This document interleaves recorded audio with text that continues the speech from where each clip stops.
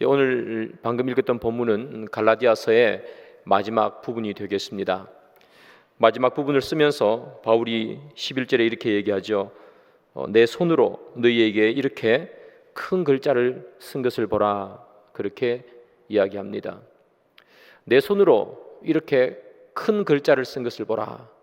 이 말은 큰 글자 할 때 큰, 이 크다라는 이 단어를 어떻게 해석하느냐에 따라서 내용이 조금 달라지게 됩니다. 이 크다, 큰 글자 할 때 이 크다는 것을 원문상의 이 큰이라는 단어는 길다라는 뜻으로도 해석이 가능합니다. 그래서 길다 이렇게 해석하면 갈라디아서 1장부터 지금 쓰고 있는 이 부분까지 길게 써왔던 이 바울의 편지 전체를 보라 이렇게 이야기하는 내용이 됩니다. 그러나 이 큰 할 때 이 큰이라는 글자를 진짜로 이 크다 이렇게 해석을 하게 되면 바울의 글씨체가 크다 이렇게 해석을 할 수가 있습니다. 이렇게 해석하시는 분들은 바울이 그의 몸에 가시를 가졌다 할 때 그 가시가 눈이 안질이 있어서 눈이 좋지 않았다 그렇게 표현하는 그렇게 생각하는 분들이 있죠. 그래서 눈이 잘 보이지 않기 때문에 크게 글자를 썼다 이렇게 해서 큰 글자 이렇게 해석하기도 합니다. 그러나 대부분의 많은 학자들은 이 큰 그리고 큰 글자 이것을 어떻게 해석하는가 하면 원래 보통 이 시대에 편지를 쓸 때는 편지 쓰는 사람이 처음부터 끝까지 쓰기보다 편지 쓰는 사람이 불러주고 누군가가 옆에 앉아서 대피를 보통은 해주었습니다. 그러다가 편지를 끝맺을 무렵에 편지를 쓰는 사람이 직접 펜을 들고 글을 쓰는 거죠. 이 글이 자기의 편지인 것을 증명하기 위해서 자기가 직접 씁니다. 그래서 대부분의 학자들도 오늘 이 큰 글자라는 것을 그렇게 해석을 합니다. 바울이 갈라디아서 1장부터 지금까지는 바울이 불러주고 누가 대필 해서 이렇게 쭉 쓰다가 6장 11절부터 이제 바울이 직접 펜을 들고 쓰게 된다 하는 그렇게 보통은 해석을 하게 되죠. 자, 이제 바울이 편지를 들어서 썼다 하는 이야기는 그 부분부터 이제 마무리 부분, 결론 부분이다 하는 그런 내용이 되겠습니다.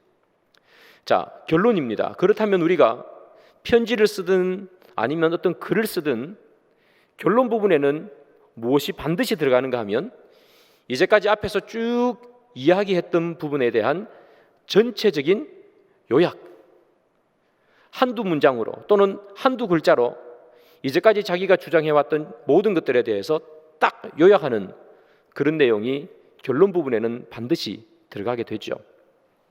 그래서 오늘 본문도 마찬가지입니다.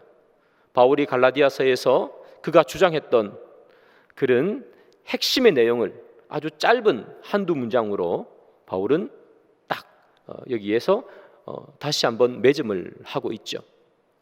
갈라디아서가 계속해서 주장했던 내용이 뭐냐 하면 율법이나 할례로 구원받는 것이 아니라 믿음으로 구원받는다.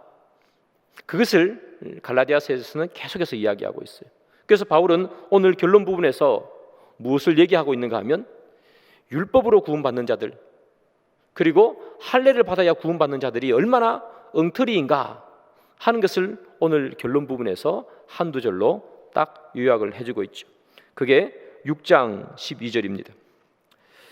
무릇 육체의 모양을 내려 하는 자들이 억지로 너희에게 할례를 받게 함은 그들이 그리스도의 십자가로 말미암아 박해를 면하려 함뿐이라 이렇게 기록하고 있습니다.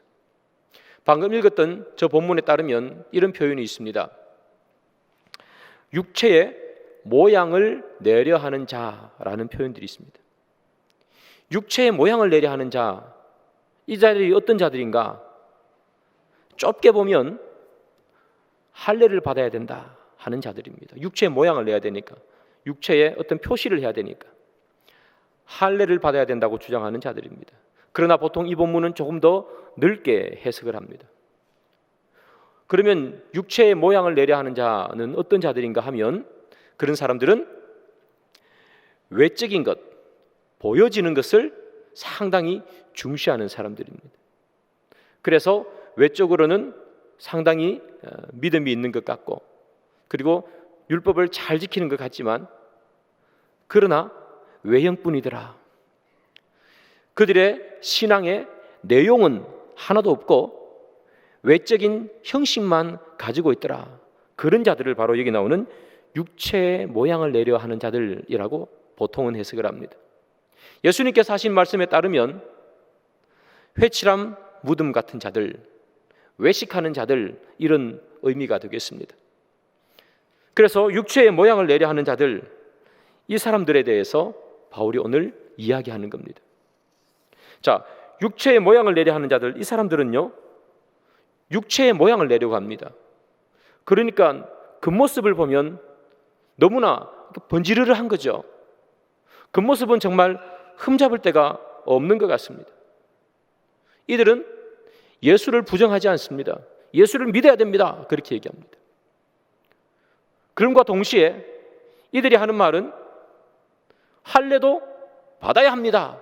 그렇게 얘기합니다. 예수도 믿고 할례도 받아야 됩니다.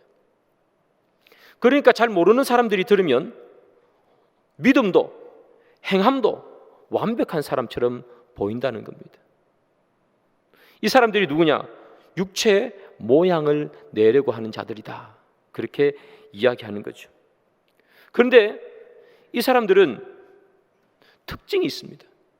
육체의 모양을 내려고 하는 자들, 그 사람 특징이 뭐냐? 12절에 끝부분에 이런 말씀이 있죠. 한 번만 더 띄워주시겠습니까? 그들이 그리스도의 십자가로 말미암아 박해를 면하려 한 뿐이라. 그렇게 얘기합니다. 육체의 모양을 내려고 하는 자, 그들이 믿는 것 같은 형식은 다 갖추고 있는 것 같지만 믿음의 내용이라고는 하나도 찾아볼 수 없는 자들의 특징은 십자가로 말미암아 그들에게 오는 박해는 다 피하고 싶다 하는 것입니다. 즉 다시 말하면 고난은 피하고 싶다는 겁니다. 구원은 받고 싶다는 겁니다. 여러분, 예수를 따른다는 것, 예수님의 제자가 된다는 것은 무엇을 전제하는가 하면 예수님을 따르기 때문에 생기는 많은 결과들도 온전히 받을 수 있다는 것을 전제하는 겁니다. 예수를 따르기 때문에 생기는 많은 어려움과 내가 물고기를 잡다가 사람을 낚는 어부가 됐기 때문에 생겨나는 수많은 변화를 그대로 다 받아들인다는 것을 각오하는 사람들이 바로 예수를 따르는 사람들입니다. 예수님께서 어느 날 길을 가고 있는데 어떤 사람이 예수님에게 와서 이렇게 말합니다. 나는 예수님께서 어디를 가든지 따라가겠습니다. 그렇게 얘기합니다. 그러자 예수님께서 그 이야기를 듣고 뭐라고 얘기하시는가 하면 여우도 다 자기 머리 둘 곳이 있지만 인자는 머리 둘 곳이 없다. 그렇게 얘기합니다. 인자가 머리 둘 곳이 없다 하는 이야기가 뭐겠습니까, 여러분? 오늘을 여기에 잤으면 내일은 어디에 자야 할까? 내일은 어디에 발 뻗고 자야 할까? 그 다음 날은 또 어디에 머리를 두고 자야 할까? 안정된 삶이 보장되지 않는 것입니다.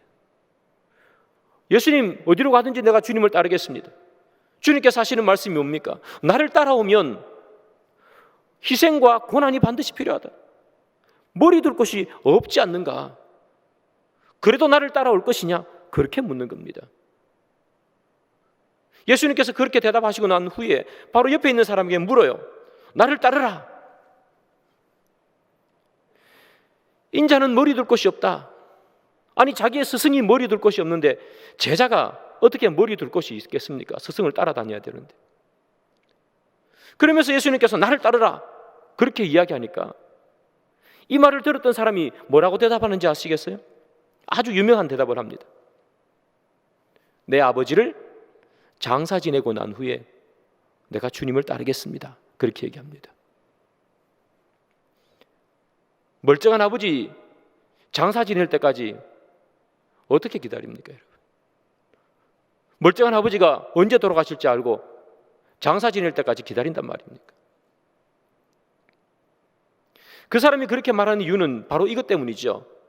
인자는 머리 둘 곳이 없다. 안정된 삶을 포기해야 된다. 내가 나를 따르려면 때로는 고난과 희생이 우리에게 옴에도 불구하고 그것을 감수해야 된다. 그렇게 얘기하는 거예요. 그러면서 나를 따르라 그러니까 머뭇거리는 거 아니겠습니까? 핑계 대는 거죠. 아버지 돌아가시면 장사 지내고 따르겠습니다. 내가 희생과 나에게 오는 고난은 감당하기가 어렵습니다. 지금 당장 내가 주님을 따르지 못하겠습니다 하는 그런 말이죠. 여러분, 예수를 따른다는 것은, 예수님의 제자가 된다는 것은 예수님을 따름으로 말미암아 생겨나는 모든 결과물을 다 온몸으로 받을 각오를 하는 겁니다. 바울을 보십시오, 여러분. 자기 자신을 다 던질 각오를 하고 뛰어들지 않습니까?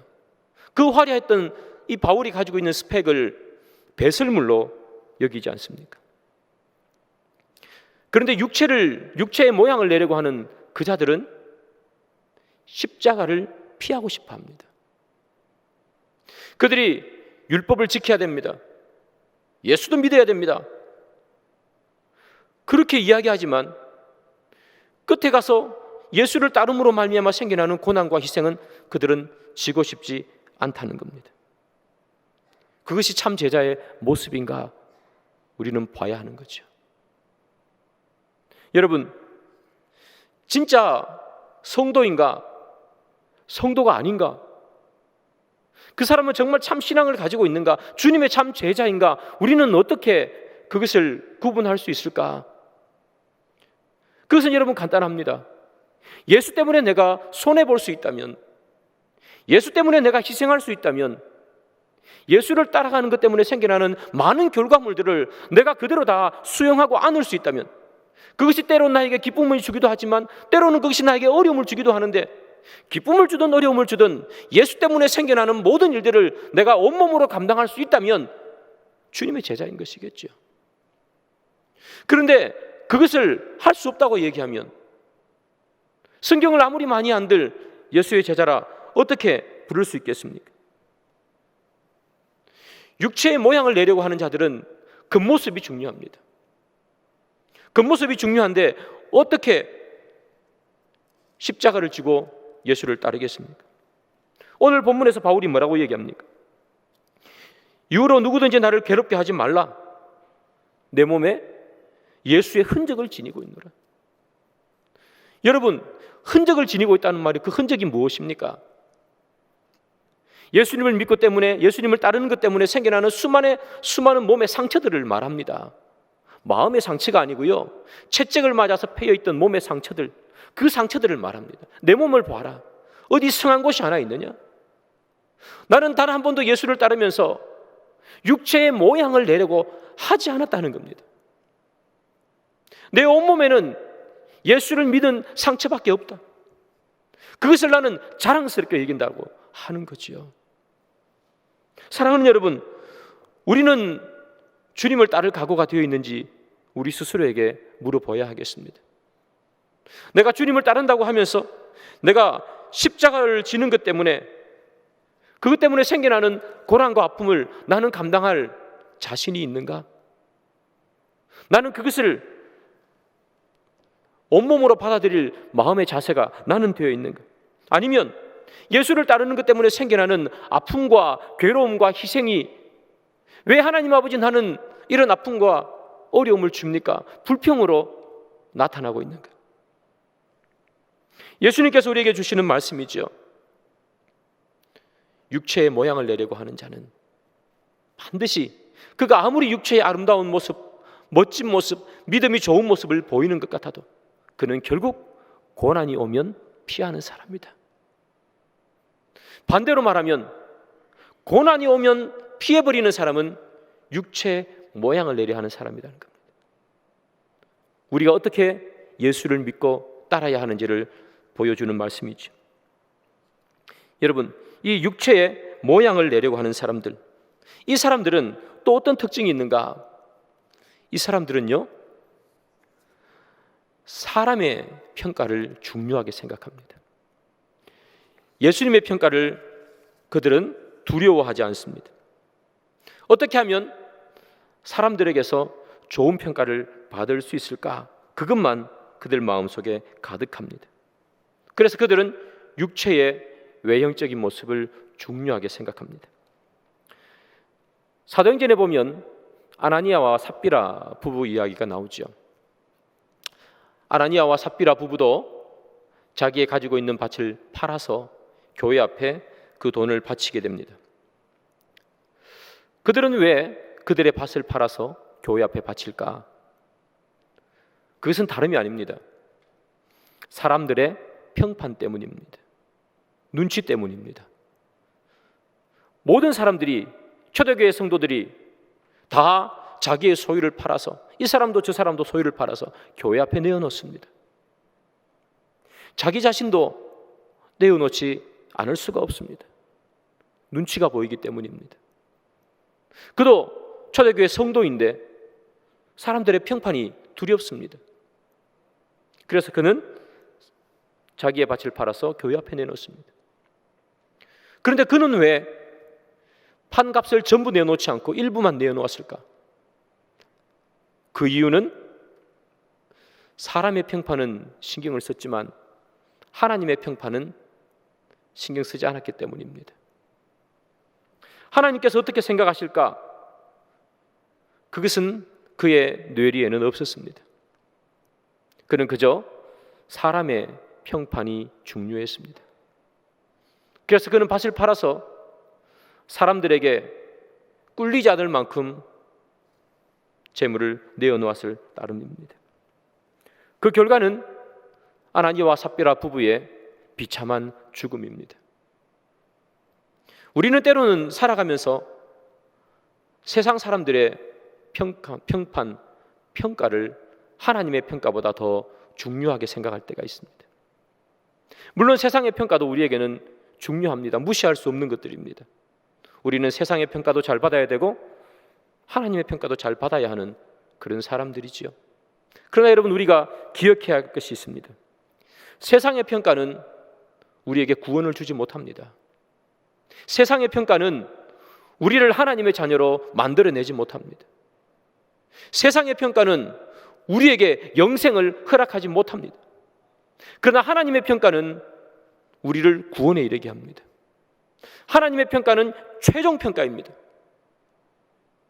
그것을 우리는 기억해야 되는 거죠. 그런데 여기 나오는 이 사람들, 육체의 모양을 내려 하는 이 사람들은 육체의 모양을 내려 했기 때문에 하나님의 평가는 신경 쓰지를 않습니다.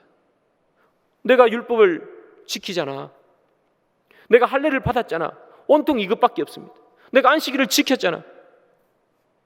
그들의 형식은 있지만 내용은 하나도 없습니다. 하나님에 대한 평가, 그들은 신경 쓰지 않습니다. 겉으로 볼 때 사람들이 자기가 거룩한 모습으로 보여지기만 하면 그만이었습니다. 그래서 육체의 모양을 내는 것입니다. 우리에게 진짜 중요한 평가는 무엇인가? 우리 스스로 잘 알고 있어야 합니다. 사람들이 우리에게 이렇게 저렇게 많은 이야기들을 합니다. 그러나 우리가 평가를 받는, 최종 평가를 하는 대상은 사람이 아닙니다. 하나님입니다. 우리가 하나님 보시기에 정직하게, 하나님 보시기에 신실하게, 그렇게 우리는 신앙생활 할 수 있어야 합니다. 늘 사람의 눈치를 신경 쓰고 사람의 평판을 신경 쓰면서 하나님의 평판을 신경 써버리지 않으면 우리는 하나님을 믿으면서도 하나님의 말씀을 따라 살지 못할 때가 많게 됩니다. 세상의 법칙을 따라 살게 되고 하나님의 평판이 아니라 세상의 평판에 더 관심을 기울인다면 우리는 하나님의 말씀을 떠나서 살 수밖에 없는 인생이 되는 것이죠. 계속해서 이 바울은요, 육체의 모양을 내려 하는 이 사람들에 대해서 계속해서 고발하고 있습니다. 갈라디아서 6장 13절을 보겠습니다. 할례를 받은 그들이라도 스스로 율법은 지키지 아니하고 너희에게 할례를 받게 하려 하는 것은 그들이 너희의 육체로 자랑하려 함이라. 이렇게 얘기합니다. 육체의 모양을 내려 하는 사람들, 이 사람들은 스스로 율법은 지키지 않는다고 얘기합니다. 이 말씀은 이런 말입니다. 그들이 지키는 지켜야 하는 수많은 율법 가운데 잘 드러나는 몇 가지는 지킵니다. 할례를 받았지 않습니까? 안식일에 일을 하지 않습니다. 얼마나 거룩하게 잘 지킵니까? 그러나 나머지는 사람들이 신경 쓰지 않는, 사람들이 보이지 않는 그런 부분들은 지키지 않습니다. 그들은 율법을 그들의 마음대로 조작합니다. 고르반 그러지 않습니까? 고르반 하면 하나님께 바치는 것이라 그 누구에게도 손을 대지 못합니다. 부모님에게 드릴 그런 경제적인 돈을 가지고 고르반 해버립니다. 그러면 부모님 드리지 않아도 됩니다. 아까운 겁니다. 부모님께 드리는 게. 그들은 그런 식으로 율법을 바꿔버립니다. 그들은 사람들이 볼 때 표신하는 율법은 지킵니다. 그러나 율법의 정신은 하나도 지키지 않습니다. 그래서 이야기하기를 스스로 율법은 지키지 아니한다, 그렇게 이야기하고 있습니다. 여러분, 이 말씀을 보면 이사야 선지자의 이야기, 외침이 생각나죠. 이사야서 29장 13절입니다. 주께서 이르시되 이 백성이 입으로는 나를 가까이 하며 입술로는 나를 공경하나 그들의 마음은 내게서 멀리 떠났나니 그들이 나를 경외함은 사람의 계명으로 가르침을 받았을 뿐이라. 그렇게 얘기합니다. 육체의 모양을 내려 하는 자들, 이 사람들은 어떤 사람인가? 입술로 주를 섬기는 사람입니다. 입술만으로 주를 섬기는 사람입니다. 성경을 보면 어떻게 하나님을 섬기라고 얘기합니까? 너는 마음을 다하고 목숨을 다해서 하나님을 사랑하라 얘기합니다. 그것이 성경이 우리에게 가르쳐주는 바입니다. 마음을 다하고 목숨을 다하랍니다. 그런데 육체의 모양을 내려 하는 자들은 입술로만 사랑합니다. 말로만 사랑한다는 이야기입니다. 단 한 번도 하나님을 사랑한 적이 없습니다. 그들의 삶 속에서 하나님을 위해서 희생한 것도 없고 하나님 위해서 그들이 드린 것도 하나도 없습니다. 그들은 말뿐입니다. 말로만 하나님을 사랑했다는 이야기지요. 그렇다면 여러분, 이들이 말로만, 입술로만 하나님을 사랑한 이유가 뭘까요? 그 이유가 방금 읽었던 이사야 29장 13절 끝부분에 나오죠. 그들이 나를 경외함은 사람의 계명으로 가르침을 받았을 뿐이라. 그들이 입술로만 하나님을 섬겼던 이유는 하나님께서 하신 말씀, 그 율법의 말씀, 그 말씀을 사람의 가르침으로 받았기 때문입니다. 무겁게 받지 않았다는 이야기입니다. 가볍게 받았습니다. 율법의 그 말씀, 율법의 그 정신을 사람이 하는 말로 가볍게 여긴 것입니다. 성경에 기록되어 있던 이 하나님의 말씀을 생명의 말씀으로 받지 않으면 우리 또한 입술로만 하나님을 섬기게 되는 그런 사람들이 되는 겁니다. 사랑하는 여러분, 성경에 기록된 이 말씀이 여러분 얼마나 하나님의 말씀으로 우리는 받아들이고 있습니까? 이 말씀이 하나님의 말씀이라고, 주님께서 십자가에 돌아가시면서 우리에게 주신 말씀이라고 우리는 이 말씀을 받아들이고 있는가? 무겁게 우리는 받아들이고 있는가? 아니면 이 말씀을 그저 좋은 말씀으로만 우리는 생각하고 있는가? 이 말씀이 하나님의 말씀, 피 끓는 하나님의 말씀으로 생각은 하기는 하지만, 그러나 세상에 나가서 우리의 어떠한 하나님의 말씀의 한 구절조차도 우리를 움직이지 못하고 있지는 않은가? 왜 그럴까? 그것은 주님의 말씀을 가볍게 여기기 때문입니다. 이스라엘 백성들이 하나님의 말씀을 어기면 진짜 죽을 줄 알았다면 그들이 하나님의 말씀을 어길 수 있었을까요? 너희들이 음행하지 말라, 그 이야기를 음행하면 죽는다, 우상을 섬기면 죽는다, 이 이야기를 정말 심각하게 받아들였다면 그들이 진짜 음행을 하거나 그들이 우상을 섬겼을까요? 말씀은 기록되어 있지만 기록되어 있는 말씀일 뿐이고 그 말씀을 그의 삶 속에서 생각하지 않고 살았기 때문입니다. 그러니 다 죽는 겁니다. 그 말씀이 현실이 되어 사람들이 죽지 않습니까? 우리가 왜 형식만 살아있고 내용은 다 사라져버리는 그런 그리스도인, 힘이 없는 그리스도인으로 변해가고 있는가? 그것은 성경 66권의 이 하나님의 그 말씀을 무겁게 받지 않기 때문입니다.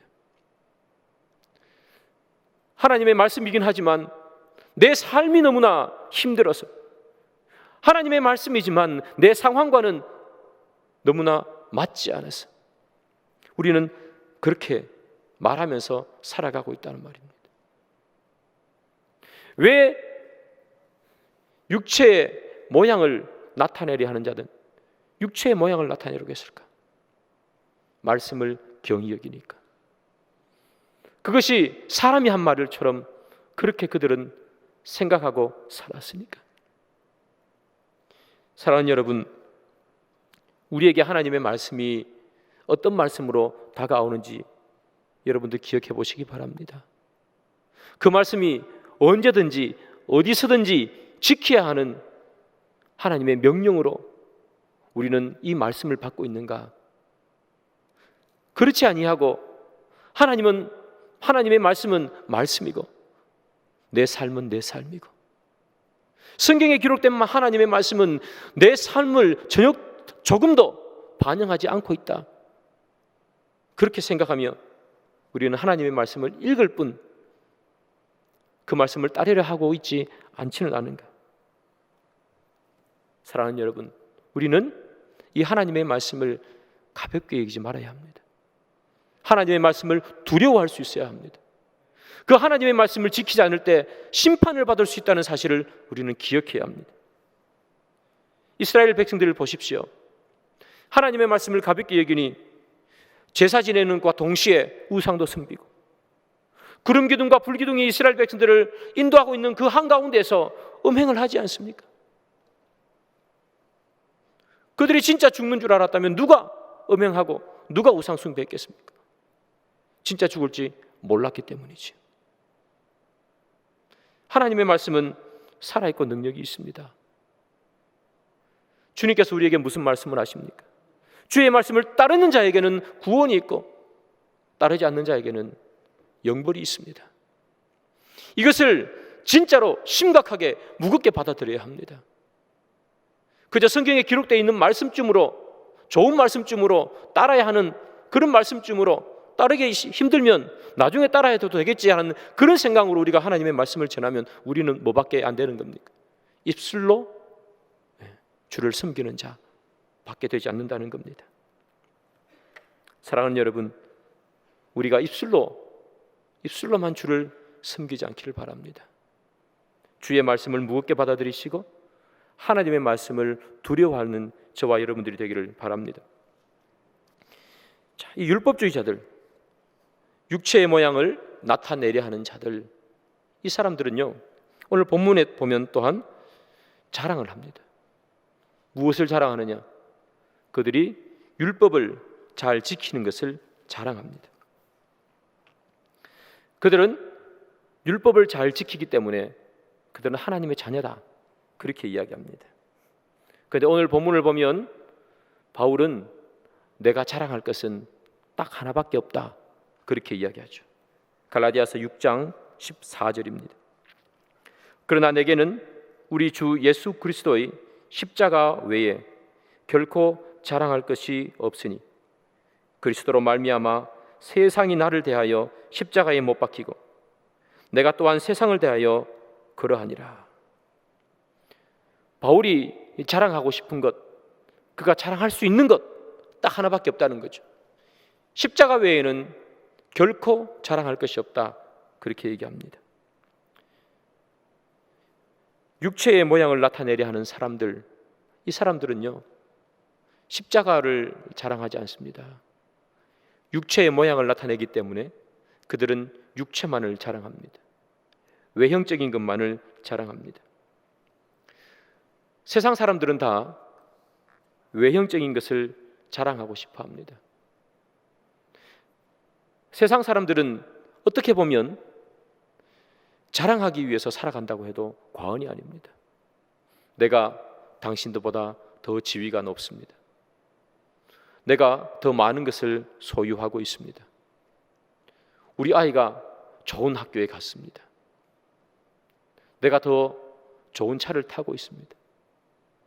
어떻게 보면 세상의 많은 사람들은 그 이야기 하고 싶어서 그렇게 피땀을 흘리면서 살아가고 있습니다. 다른 사람들보다 못하게 살면 부끄럽다고 생각합니다. 그래서 누구 앞에서나 자랑할 수 있을 만한 그런 삶을 살고 싶어 합니다. 그래서 학교도 직장도 다른 사람들이 보면 입이 벌어질 만한 그런 곳에 가고 싶어 하죠. 그래서 세상 사람들은 외형적인 것에 온 목숨을 겁니다. 여러분, 바울도 외형적인 것에 자랑을 할 수 있는 그런 사람이었습니다. 여러분이 아시는 것처럼 바울은 그를 둘러싸고 있는 외형적인 조건들이 너무나 좋은 사람이었습니다. 그러나 다메섹에서 주님을 만난 후에 이 바울은 완전히 바뀌어버립니다.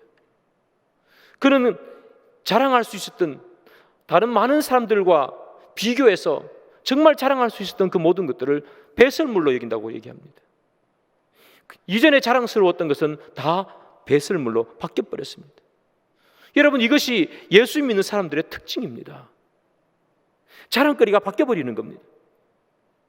삭개오를 보십시오. 많은 사람들에게 욕을 먹든 비난을 받든 그런 돈 많은 것 하나 자랑하고 살았던 사람 아니겠습니까?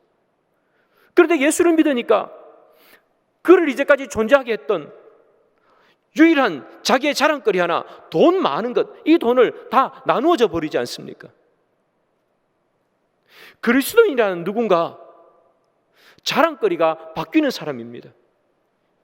이제까지는 세상의 많은 것들이 자랑거리였습니다. 내가 가지고 있는 것, 남이 갖지 못한 것 가지고 있는 것, 그것이 자랑거리였지만 그리스도인이 되면, 성도가 되면 내가 가지고 있던 것이 자랑거리가 아닙니다. 바뀌어버립니다. 예수가 자랑거리입니다. 십자가가 자랑거리입니다. 왜 예수와 십자가가 자랑거리입니까? 거기에서 구원이 나오기 때문입니다. 난지 8일 만에 가말리엘의 문화인 것, 그리고 유대인 중에 유대인이었다는 것이 그를 구원하지 못하는 것을 바울은 압니다. 미래가 촉망받는 유대인의 지도자였다는 것, 그것이 그를 구원하지 못한다는 것을 바울은 너무나 잘 알고 있습니다. 그래서 이것은 아무런 자랑거리가 아니다. 이것은 가짜다. 이것은 헛것이다는 겁니다. 진짜는 하나밖에 없는데 그것은 십자가라. 다른 사람들은 전부 다 가짜를 가지고 자랑하지만 나는 십자가 하나밖에 진짜가 아니다. 왜냐? 십자가만이 우리에게 구원을 주실 것이요, 십자가만이 우리에게 참 진리를 선포하는 것이요, 십자가만이 우리에게 자유를 주는 것이기 때문에. 그래서 바울은 십자가만 자랑하는 것입니다. 여러분, 자랑하는 것은 어떤 것을 자랑합니까? 다른 사람들이 다 가지고 있는 것을 자랑하면 그것이 무슨 자랑이 되겠습니까? 자랑한다는 것은 다른 사람들이 갖고 있지 않는 것을 가지고 있을 때 자랑하는 겁니다. 바울이 왜 십자가를 자랑합니까? 십자가의 신비, 그 십자가의 놀라운 비밀, 사람이 알 수 없는 그 비밀을 주님을 통해서 알았기 때문에 그는 십자가를 자랑하는 겁니다. 그 비밀을 간직하고 있기 때문에 모든 사람들이 가지고 있는 것이 아니라 주님께서 택하신 사람만 가지고 있는 것이기에 바울은 그것이 너무나 자랑스러운 겁니다. 나 같은 이 죄인에게 주님께서 어떻게 그 비밀을 가르쳐 주셨는지, 그 십자가의 놀라운 은혜를 어떻게 나에게 주셨는지, 다른 사람 아무리 쳐다봐도 그 십자가의 비밀을 모르는데 나는 알고 있으니 그것이 얼마나 자랑스럽습니까? 사랑하는 여러분, 여러분의 인생의 자랑거리가 뭡니까? 여러분, 다른 사람들이 가지고 있지 않는 것, 그것이 여러분의 자랑이어야 되지 않겠습니까? 다른 사람들은 어떤 것을 가지고 있습니까, 여러분? 여러분 좋은 집을 가지고 있어서 그것이 자랑입니까? 여러분보다 더 좋은 집을 가지고 있는 사람이 이 세상에 얼마나 많습니까? 여러분들이 좋은 학력을 가지고 있습니까? 여러분들보다 더 좋은 학력을 가지고 있는 사람이 이 세상에 얼마나 많습니까? 그러나 그리스도의 십자가의 비밀, 그 십자가의 신비를 아무나 가지고 있지 않지 않습니까? 그것도 나 같은 죄인에게 그 십자가의 비밀과 십자가의 신비를 주셨으니 이것이 어떻게 우리의 자랑거리가 아니겠습니까? 이것만이 우리의 자랑거리가 되는 거예요. 그 십자가만이 우리에게 구원을 가져다 주니까, 그 십자가만이 죄인인 내가 하나님의 자녀가 되는 권세를 부여해 주니까, 그 어떤 것에도 하나님의 자녀가 되는 구원을 주는 신비로운 것은 없으니까, 그래서 십자가만이 우리의 자랑이 되는 것입니다. 그래서 사랑하는 여러분, 예수님께서 그 십자가의 신비를 우리에게 알려주기 위해서 구약에서부터 이야기하잖아요. 유월절 어린 양으로 계시하시고, 제사를 지내면서 수많은 동물들이 죽는 것을 통해서 계시하시고, 수천 년 동안 계시하시고, 그리고 이제 드디어 주님께서 이 땅에 오셔서 죽으시고 돌아가시고, 그 십자가의 신비를, 그 상징을 정확하게 현실로 만들어내셨으니 그것이 얼마나 그의 인생의 자랑거리가 아니겠습니까? 사랑하는 여러분, 우리 인생의 자랑거리가 뭡니까, 여러분? 여러분이 무엇을 자랑으로 삼고 살고 싶으십니까? 우리 인생의 자랑거리는 십자가밖에 없는 줄 믿습니다. 세상 사람들이 가지고 있지 않는 것 중에 여러분들만 가지고 있는 게 뭡니까? 십자가밖에 돼 있습니까? 다른 사람들도 다 집 가지고 있고 다 차 가지고 있습니다. 우리만 십자가를 가지고 있습니다. 그것이 자랑거리입니다. 사랑하는 여러분, 오늘 본문 바울은 우리에게 이야기합니다. 무엇이 자랑인가? 나는 십자가 이외에는 결코 자랑할 것이 없다 얘기합니다. 이것이 바로 성도의 삶입니다. 성도는 어떻게 이 세상을 살아가야 하는가? 누가 과연 참 성도인가? 인생의 자랑거리는 하나밖에 없는 사람, 자랑거리가 변한 사람. 이 세상에 살 때는 많은 것들이 자랑거리였지만 이제는 자랑거리가 딱 하나밖에 없는 사람, 그 사람이 성도입니다. 그 자랑거리는 십자가가 되겠지요. 말씀의 결론을 맺습니다. 사랑하는 여러분, 이 세상에 무엇이 우리에게 구원을 가져다 줍니까? 이 세상에 진짜 우리에게 참 소망과 참 미래와 참 자유를 주는 것이 무엇이 있습니까? 세상에 많은 사람들이 붙잡으려고 하는 것을 잡으면 거기에서 자유가 오고, 거기에서 참다운 미래가 우리에게 오고, 거기에서 소망이 옵니까? 아닙니다. 세상 사람들이 잡으려고 하는 것에는 참 소망이 없습니다. 세상 사람들이 잡으려고 하는 것에는 잡으면 더 잡고 싶고 잡으면 더 잡고 싶은 욕심밖에 생기지 않습니다. 그러나 십자가는 우리에게 자랑을 안겨다 줍니다. 왜냐하면 그것은 비밀이기 때문에 그렇습니다. 우리는 비밀을 안 사람이고 계시를 이해한 사람입니다. 그래서 사랑하는 여러분들의 인생에 가장 큰 그런 은혜와 자랑거리가 오직 십자가임을 고백하는 그런 저와 여러분들이 되기를 주님의 이름으로 축복합니다.